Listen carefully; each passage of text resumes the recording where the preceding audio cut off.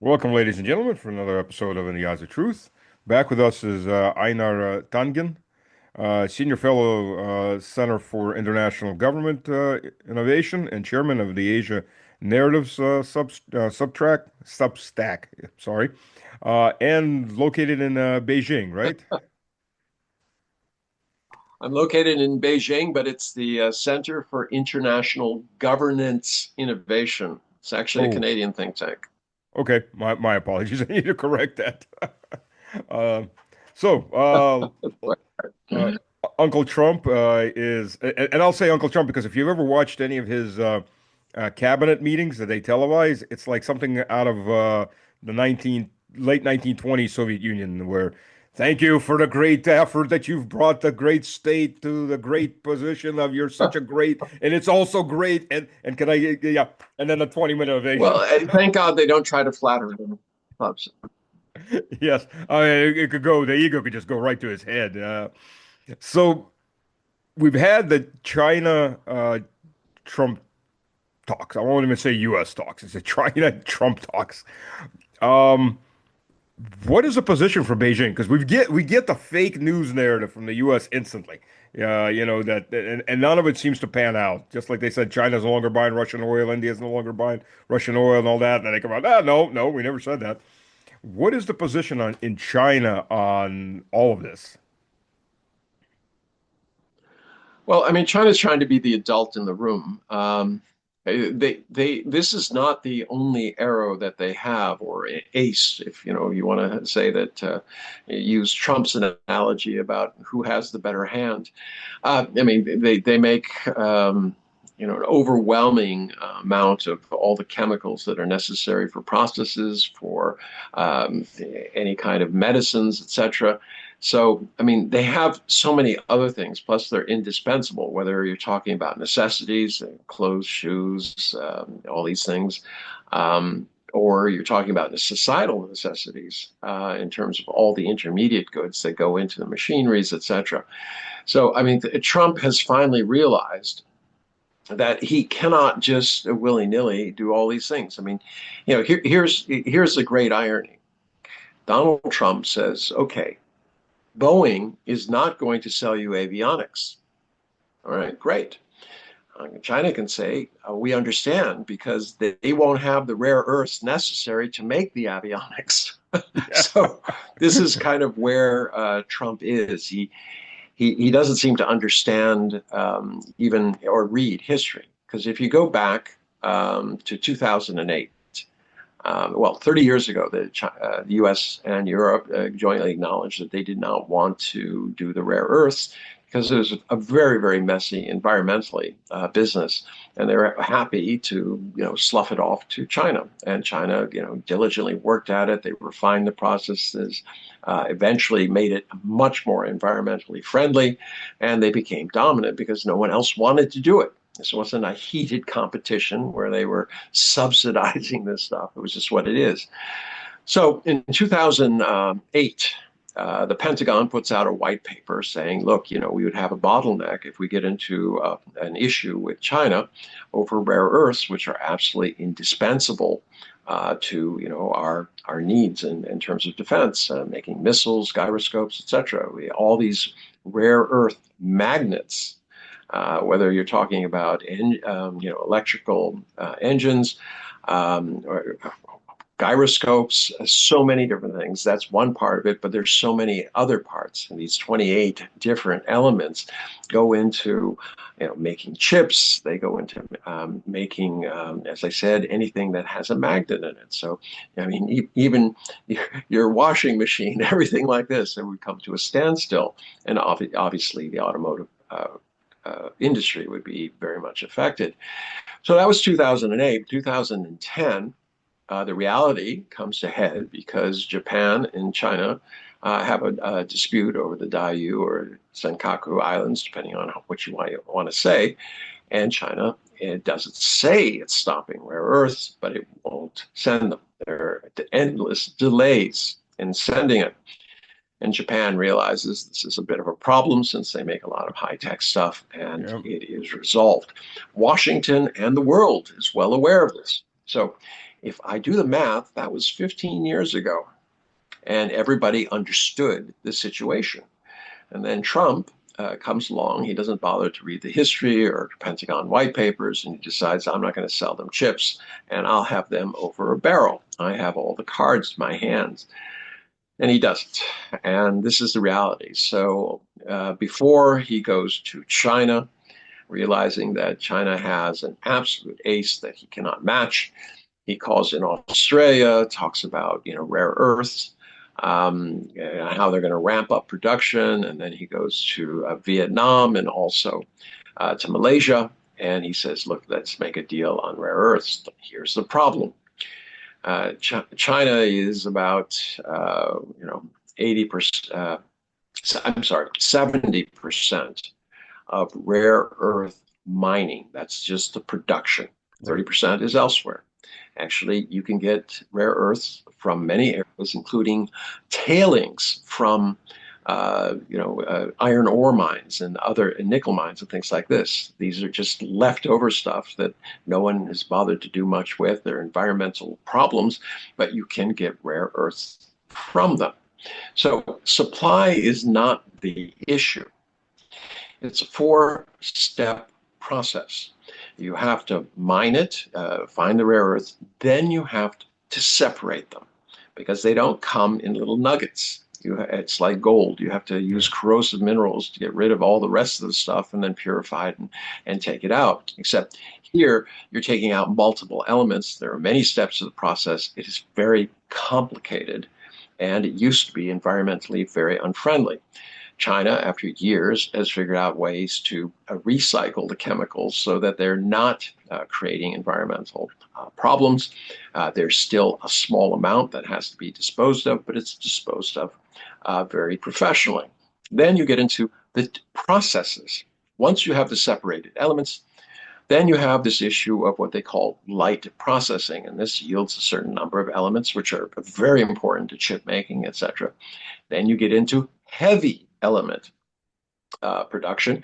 And this is really, really important because these are the magnets. Everyone thinks about it. Think about the Yeah. magnets out there, everything that goes into electric car motors and things like this, gyroscopes, doesn't happen without a rare earth magnet. And guess who has 98% of the production of rare earth magnets? China. There's a couple of small European companies that produce a very, very small amount of rare earth magnets elements, but they are very, very specialized. And other than that, that's it. And you don't ramp it up. So here's the realities. It would take the US 5 to 7 years, if China stands still, to ramp up production at a much higher cost just for security needs. So, you're talking, I want to build rockets and things like this. It would take 5 to 7 years and be significantly more expensive. We don't know how much, 3 to 5 times. Then, if you want to get into automotive and all the kind of civilian uses, that takes 10 to 15 years. And guess what? It isn't free. There's tens, hundreds of billions of dollars that would be necessary to increase the industry and the output. And then you have a situation where your price is much higher than China's price. And at Yep. that point, it's going to be very hard to compete. You can use it for internal needs, but if an American car uses American rare earths, it's going to be much more expensive. Now, why is this? I say this because China is 10 to 15 years ahead of the rest of the world in terms of processing. And this is the real issue that people don't talk about. They just say rare earths as if it's like gold and it's a question of where do you find it. It's No, magic. that's not it. It's how you process it. Yeah. So this is the conundrum that things now finally somebody sat down, and I'm sure they used lots of pictures to explain to Trump that we don't have the ability, and it would take a lot of time and a lot of money, and basically during that time we don't produce any cars and we don't produce any defense materials. So kiss this idea that you're going to sell lots of weapons to other countries because you can't make them. So, as I said, Trump goes to these countries. What do they have in common? Well, they have rare earths. Actually, Australia has three of the four processes. They don't have the heavy, the last part of it, the heavy processing. But they do have a supply. They do have some separation. But we're talking about, less than, in their case, they're somewhere around 5 or 6%, okay, of the global market. Guess who uses a lot more than 5 or 6%? The U.S. Plus, it doesn't address this heavy magnets issue, rare earth magnet issue. So he just put on a big show, went to Malaysia. Malaysia also has a partial facility, and they have some rare earths. And he just goes there and pretend like, oh, yes, I have alternatives to China's rare earths. The fact is, over the short term, they do not. Now, they could treat it as strategic. As I said, it's a long, long time away. So where are we? Basically, China said, look, we're going to make everything transactional. Do you do X? We will do X. If you do Y, we'll do Y. We will do mutual exchange. Checkpoint, Charlie. We trust you as far as we could throw you. And that's the reality. Yeah. I mean, you have a country, the United States, has made it very clear that they want to suppress China. They want to isolate it. They want to, keep it economically, Independent. economically, poor. They want just like Russia Yeah. or any other country. And Japan knows of what we speak. So they're in this situation. China's not going to allow the U.S. to build weapons with elements from China. It's like, oh, you want to kill me? Can I sell you some bullets? Well, No, that's what they're that's not going counting to on. happen. Well, it just, yeah, it just kind of defies that logic element. So you have this situation where Trump has been tacoed, and he's trying to sell it off as a great victory and all this kind of stuff. But I don't think anybody's buying except maybe some very loyal followers of his. He went from all this rhetoric about 100% tariffs and how he's going to teach China a lesson and maybe I'll stop all imports from China. I mean, this over the top rhetoric, which he cannot carry through. Even a 7-year-old could explain to him that you can't do something. You need this. You can't go without it. If you do that, you're going to crush your own economy. So this is where things are. China is not interested in crushing the U.S. If they wanted to, they could do a lot of things: sell their treasuries, stop all the chemicals that go through and are used in American industrial processes and in homes. And there isn't a substitute out there. There isn't capacity to build these. It would take years to do this, and somebody has to bet that they can get their investment and all their profit back before Trump leaves office. Because the only thing everyone's pretty concerned, no, convinced of, is that this is Trump's last 3 years as president of the United States. Well, But the you never question is, know. how do you? Well, no, I don't think Yeah. so. I mean, I think he's time Yeah. limited. His Yeah. health is doing as well as it used to, and things like that. He's obviously not the same person he was, Absolutely. you know, ago in terms of his energy level and also his mental cognitive facilities. Absolutely. So he's in a situation. If he dies in office, it's probably the best thing for him, but not for the rest of the world because who do we have waiting in the wings? Darth Vance. He of dark enlightenment, he who's owned by Peter Thiel, he who believes that democracy has basically failed. All right, and that it's time to have some sort of fascistic government run by shadowy figures from the tech world. Peter Thiel being one of them.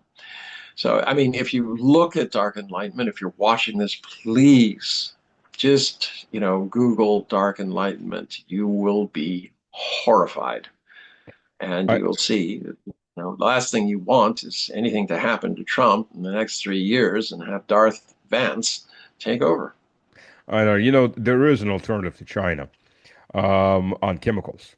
It's Russia, a country Yeah, that's sanctioned well, insanely. yeah, it's also Russia also has some processing of rare It earths, does. chemicals, yeah, many things. Russia is the second largest heavy processor in the world. It's 1% of global capacity. So you got China at 98, Russia at 1, the rest of the world at the remaining 1.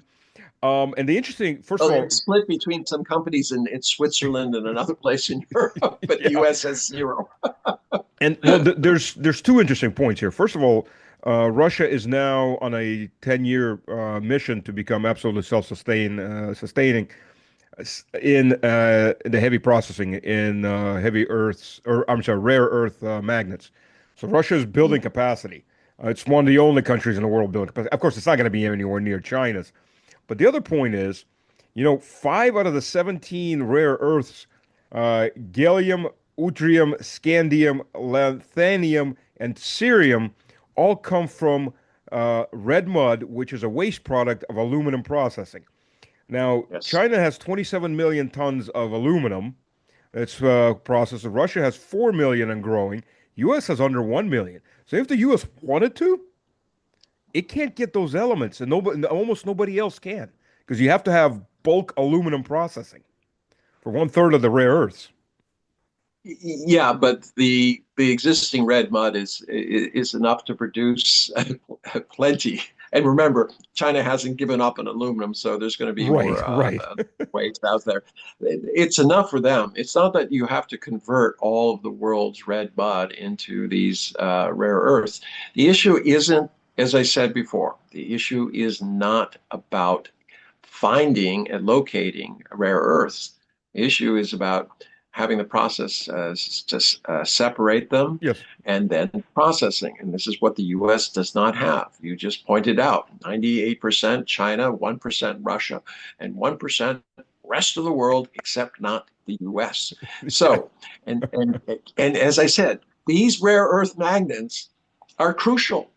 No, no, you don't have any EVs. You don't have any gyroscopes. I mean, you just don't have any weapons anymore because you Yep. can't make them without these rare earth magnets. So, I mean, Wait a Trump second. is Wait a going second. to, Bessett has said that they're going into warp speed 2.0, 3.0, whatever Star Trek analogy he wants to use for the day. And then in 1 year, they're going to put up massive processing. Oh, and they're going to redesign all their weapon systems to go away from rare earth magnets.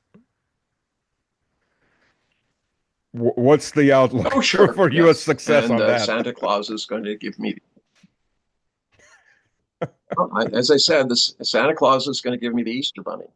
And I believe that. I hope you do too. I mean, it's just Well, why it doesn't make not? any sense. This is no. I mean, what do you expect as Trump to say that I was defeated? I mean, he was taught by the man who advised the Un-American Activities Committee, Reds under the bed, that you never admit defeat. You just double down, make up a lie. I mean, look, Trump's success is the fact that he doesn't tell one lie a day. He tells at least 10, and they're not little lies. These are whoppers, right? Yeah. But the problem is the press, it's like you throw a dead cat into a room, everyone looks at it, right? You release a bunch of white bunnies into a room, everyone follows them around. Trump does this every single day. And the Yeah. press, they're completely gormless. They just don't seem to understand. Stop following the white rabbits. Focus on the big lie, disprove it. Don't try to, get every single one. Just focus on a couple. All right. And then just say, and the rest of it is lies as well. I mean, they don't. They try to earnestly, attack every single untruth, and it just sounds like they don't like Trump, when in fact it's just Trump lying. But this is a tool of fascism. You want the press to be distrusted. You want all government institutions. In fact, everybody is untrustworthy except you, and you set yourself up as the fount of truth, as protection, as patriotic, all these types of things. And this is what I really worry about. I mean, it's 80 years since China, sacrificed 35 million people to the ravages of World War II and the fascism of Japan. And then, you have Russia lost 27 million people to this kind of fascism. There's 100 million casualties, civilian and military, during World War II.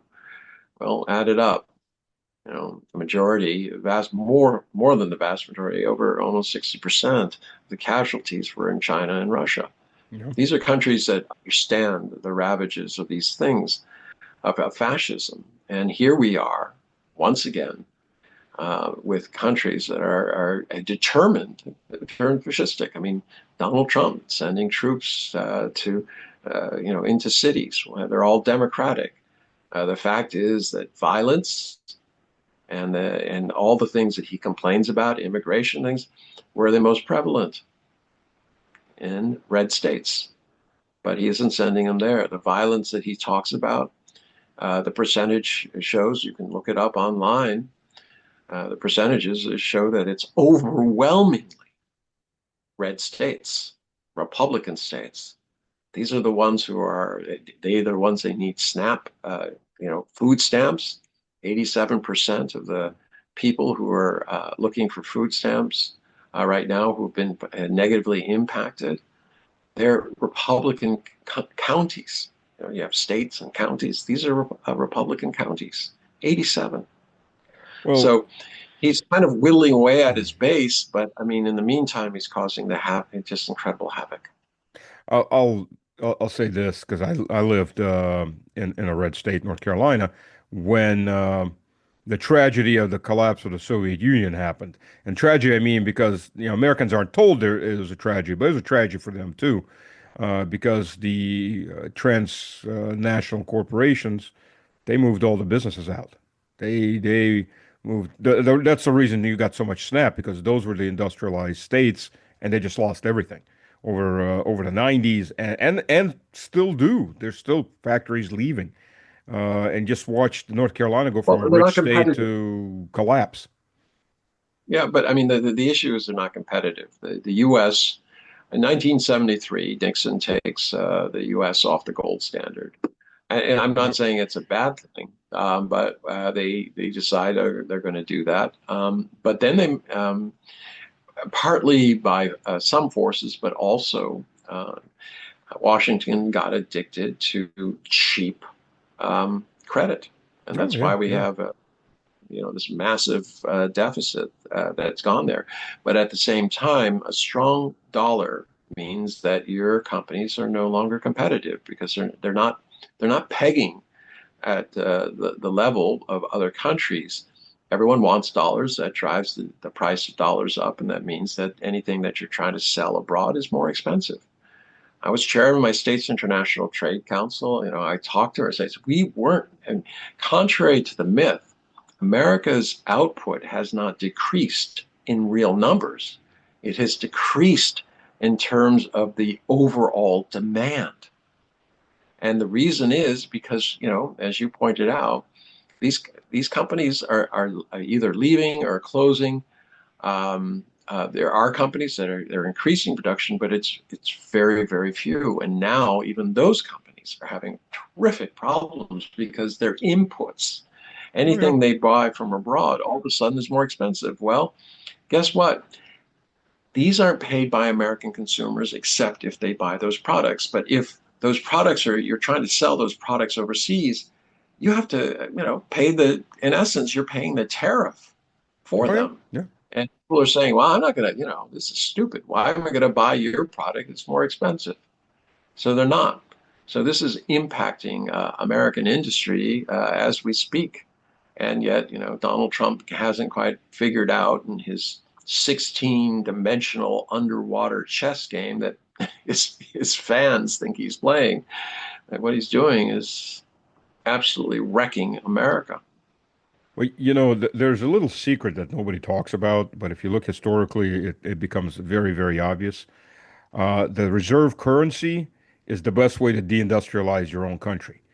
because you need to have a strong currency to be a reserve currency because you need people to sell to you and you give them money that you're printing, Well, yeah, but then it makes a you higher value. uncompetitive. Right. It makes the Yes, I rich know. I very agree. rich and it's good for the government, but it's horrible for the people, for your people anyways. Exactly. That's what I was talking about in terms of a strong dollar. A Hmm. strong dollar allows you to buy oil, less expensively in real terms, but as I said, it makes everything that you make more expensive. Yeah. Just in terms of export. Yeah. And we got to see that, from an industrialized country, we got to see that with the British Empire. England was the most industrialized nation in the world since the 1700s. By 1880, they allowed their industry to go to the colonies because they needed to keep the strong pound silver. And then, but World War II could barely feed itself and barely arm itself. It had to get American aid on everything.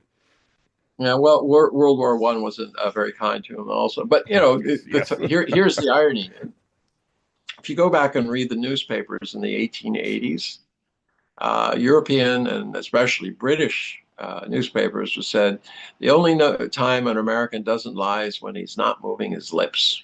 These are thieves. They come in the middle of the night and they take our factories, they disassemble them and take their factories back to America. And because America broke the the monopoly that Britain had on cloth.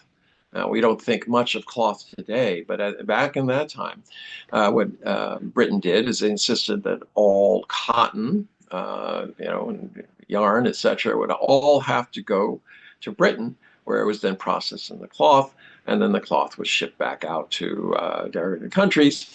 But that added value created tremendous amounts of wealth Yeah. in Yeah. Britain. The U.S. literally went to it to Britain. They would buy factories. Not saying they're American. They would use a little deceit. I know that Shell sounds companies, we call it wow. now. Yes, telecom, yes, and they buy the factories and literally in at nighttime disassemble them and ship them to America. And this was all in an effort to break the monopoly, and they successfully did so. And this led to the decline of the British Empire because once they stopped having those monopolies, their economies were not able to compete, and as a result, they went down. So there were multiple factors in there. The fact that they were, in essence, this kind of colonial imperialism, where they were, taking over countries while robbing them blind. I mean, you can't escape the fact that before the British came, what is known as India was between 24 and 27% of the world's GDP. And After the China was 50. British left. Yes, exactly. There wasn't much left in the rest of the world. But when they left, it was 4%. For what Yeah. is now termed India, it was actually separate little, fiefdoms and things like this. So you have this situation where, it was unsustainable, and unfortunately, the U.S. is repeating history.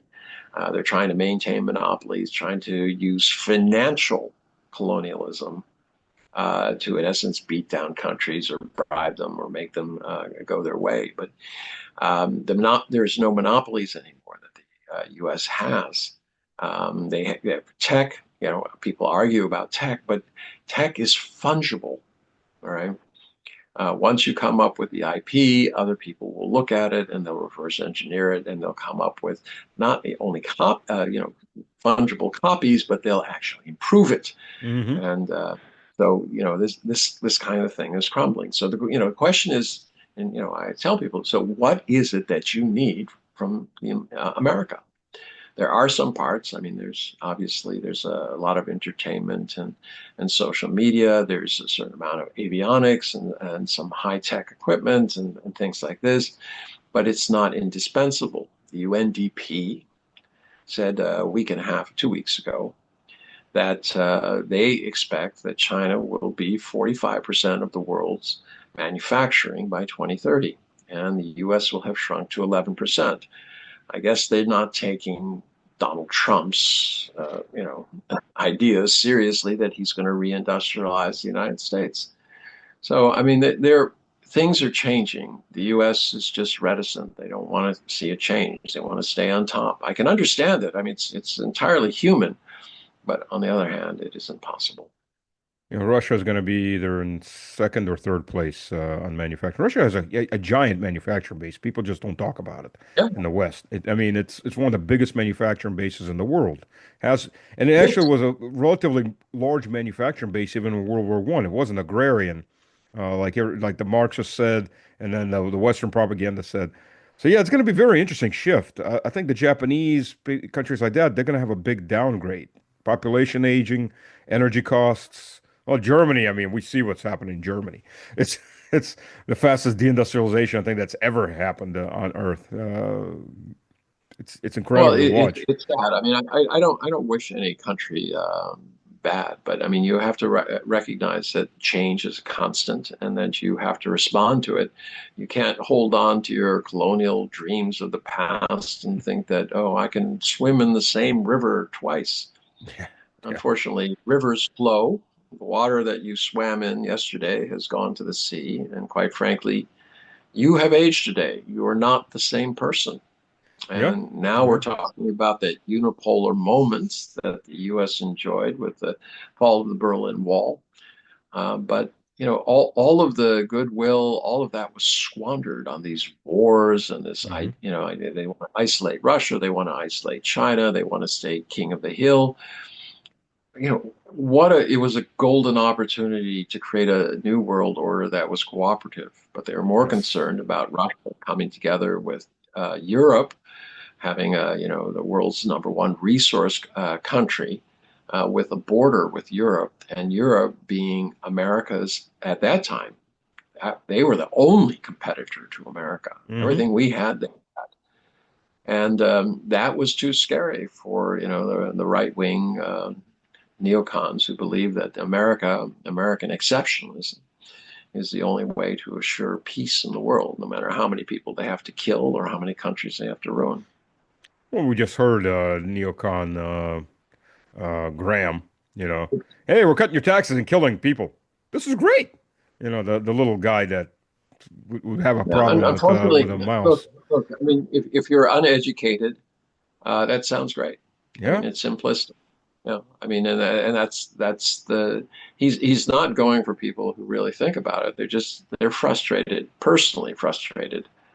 Their incomes have been stagnant or going down. Now they're facing huge costs due to these tariffs and the disruption to the economy and the supply chain, and they're having and they want to hear that somebody's looking out for them. Unfortunately, the person that they chose is the last person who cares about them. I mean, he is going to use them and abuse them. He's grabbed them by the pee and basically he isn't going to let go until he's drained out. I mean, his personal Trump's personal 11 months. You know, Bitcoin scams, billions of dollars on that. All these television stations having to settle in the millions of dollars with them. I mean, he's milking the system, and then his children are running around doing multi-billion-dollar deals just ahead of his visits. And yet the Yeah. Republicans who are so adamant that Hunter Biden, who I believe was a very bad guy. I mean, he was a weak, sniveling guy who lived off his father. I mean, he seems to make endless excuse for his drugs and his personal failings. No sympathy for him. But these are the same people who decried that he was making money off his father's power. And here are Trump's children and the children of his own cabinet running out there and grabbing everything. You have Kushner, you have the guy who's the Department of Interior, not Interior, Commerce. I mean, they're all in there with both hands. I mean, it's incredible. You have this kleptocracy going, and what do? They constantly accuse, try to point fingers at other people. Maybe they are bad people. I have no problem if they went after Pelosi for insider trading. Unfortunately, The she whole of has a loophole. Congress. Okay, It yeah, has a the whole loophole. Congress. But I mean, but the idea that you keep pointing the fingers at others for what you're doing, come on. I mean, at some point, people have to see through that. Well, So, the sad thing is America could be so much better. We could have brought and said, look, we're in this with Russia and China and the rest of the world. yeah, This idea of American exceptionalism that it's, our way or the highway, and if you come get up against us, we'll kill you or change your regime or something like that. Really? Is that a civilized world? Is that a world no, that's of sustainable? course. Yeah. So, I mean, we had that opportunity at the human polar moment, and instead, what did we do? We spent it on things that we regret now: wars, trillions of dollars, deaths of our own people, Yep. deaths of people countries that we went into and killed. It just there's never seems to be an end game. It always seems to be tactics to get something in the moment, but the future gets increasingly bleak. Yes. Yeah, What can absolutely. And, I'll just say this is a typical symptom of late empire. And the Yes. Republicans, Democrats are just as guilty. Both of those two parties are guilty. They're all out there to grab whatever they can to feed off. It's a rare candidate that actually proposes something that's worth proposing instead of just making money off of Well, whatever war or whatever policy. I was involved in campaigns in the Mhm. U.S. and I can tell you, the people who run for these offices, I think they generally mean well, but more important to them is this idea that they want respect, that the power will somehow make them whole. That it'll. I didn't get enough respect in grade school or college or whatever at work. I'm going to be a politician, and then they have to respect me. Oh This is the God. kind of Yeah. attitude that I Yeah. ran through so many times, and I know you understand what I'm Oh saying when you yeah. meet Yeah. these local. They don't have any convictions other than the fact that they should be reelected. I mean, here you have Joe Biden. His enduring legacy is going to be he got reelected for 50 years. What did he accomplish? He was famous for going into meetings. Everyone said, "Oh, Joe's good." Why? Well, he'll come in, everything's deadlocked, and say, "Hey, what do you need?" He was the king of pork barrel. I know you want your name on a museum. Yeah, I think we can do that. What do you want? Oh, you want your brother-in-law's land. I mean that road you want to that good part of the state. Yeah, we can do that. So he would get bills through, but then it was famous for the fact that these bills would never work out. They were full of holes. Even the people who said they supported, what they would do is put in things that would basically nullify it or make it unworkable. And he was too dumb to figure it out. But as you went back to what you originally said, what do you think of a system that offers you, two such choices? Somebody whose competency you have in doubt, Joe Biden, versus somebody like Donald Trump, who seems like playing a game of Russian roulette, except five of the six chambers are loaded. We used to And call that Polish roulette. From Polish, well, uh, I, I don't. I have a lot of Polish friends, and I kind of like this. I know, I know. It's in that league of dumb pole jokes that mostly they're actually posted from up north. Einar, thank you very much. We are almost out of time. We've got about 20 seconds left. Thank you everyone for Thank you very joining. much.